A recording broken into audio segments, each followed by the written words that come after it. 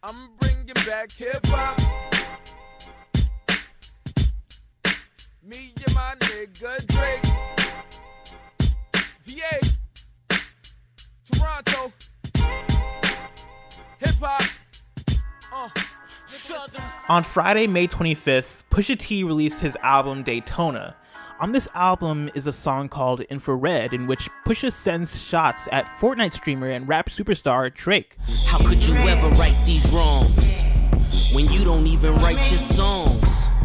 But let us all play along. On Infrared, Pusha touched on Drake's history, his role in the rap game, his ghostwriters, and more.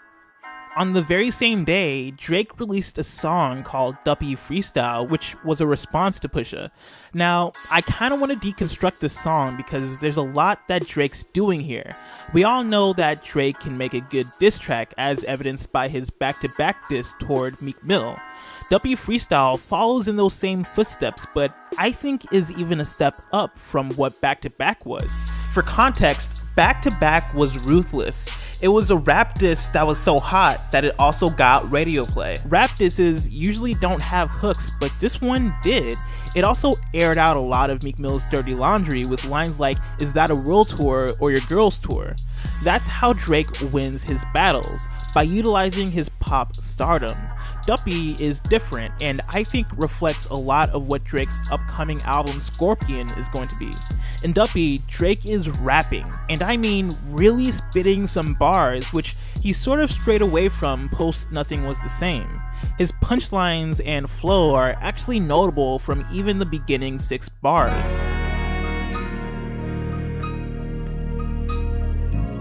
I'm in shock. The nerve, the audacity.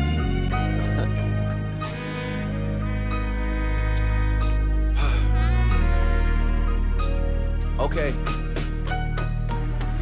So if you rebuke me for working with someone else on a couple of V's, what do you really think of the nigga that's making your beats? I've done things for him I thought that he never would need. Father had to stretch his hands out and get it from me. I pop style for 30 hours, then let him repeat. So if you rebuke me for working with someone else on a couple of V's in this case of course meaning verses, what do you really think of the dude that's making your beats? Drake, of course, is referring to Kanye West. I've done things for him I thought he never would need. Father had to stretch his hands out and get it from me. I pop styled for 30 hours, then let it repeat. Now, that's a lot to take in.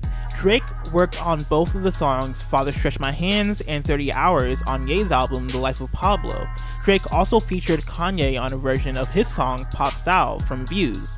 Essentially what he's doing here is flipping the tables and muddying the waters on what Pusha might find acceptable or not by throwing Kanye into the crosshairs. This is a wonderful move by Drake. Now, that's just the content of what he's saying. I want to look at the same stanza again, but this time I want you to pay attention to the way Drake is rhyming his words. Count the syllables, block out all meaning if you have to.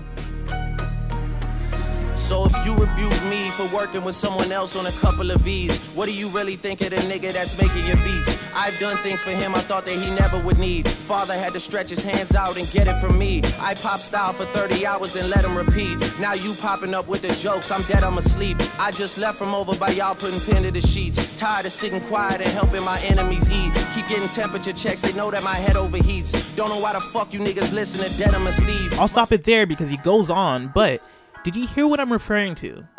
Drake's flow on this song is nothing similar to his radio songs. There is a rhyme structure being implemented here that shows expertise in writing. Drake is not only in album mode, he is in rap album mode. And with the talk around him being about who is or isn't writing his raps, coming out of the cut with lyricism and high-level rhyme construction proves to be a play in order to prove himself as capable. If you followed Drake from the beginning of his career, you very well know he is. Especially when one of your artists feeling threatened, cause I'm harnessing a weapon, would you pardon my reflection? Mirror, mirror, tell me why they wanna get in scrimmage and play around to perfection, I'm the spitting image. My verbal canvas vivid, I told you I'm spitting image. It seems they often wanna start but never get. Drake goes on to spit some jabs and haymakers. Lines like, don't push me when I'm in album mode. You're not even top 5 as far as your label talent goes. And man, you might have sold sold college kids for Nike and Mercedes, but you act like you sold drugs for Escobar in the 80s. are personal and touch on Push's public perception, which can be manipulated, especially on social media. The amount of people I've seen tweet that top 5 line makes it apparent. Drake ties it all up with the line, "Tell Ye we got an invoice coming for you, considering that we just sold another 20 for you," which is referring to Drake being to thank for another 20,000 records sold for Pusha T. This line is reflective of Drake's perceived power and influence, and he's not wrong. Drake is at an advantage to many rappers when it comes to beef for a few reasons. He's likable, he's smart, he's also not tough whatsoever. Being dissed by Drake is almost like being dissed by the nerd in class. And when you're Pusha T, who's claimed to have sold cocaine in the streets, you don't want the public seeing you taking jabs and haymakers from Jimmy from Degrassi.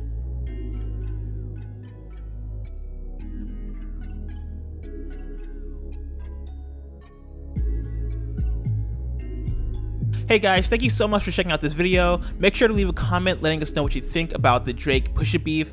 This video was written before even Pusha was able to respond. As of now, Pusha has responded with the story of Adidon, and it's added a big kind of wrinkle to this whole kind of back and forth. And so let us know what you think about that. Like if you like the video, subscribe if you want to keep up with what we do here. We release a video every single Friday. And yeah, all next week we're doing E3 week, and so we're covering the different game announcements, what we think, all that stuff. So keep it locked, stay tuned to okbeats.com. Until next week, we'll see you guys later.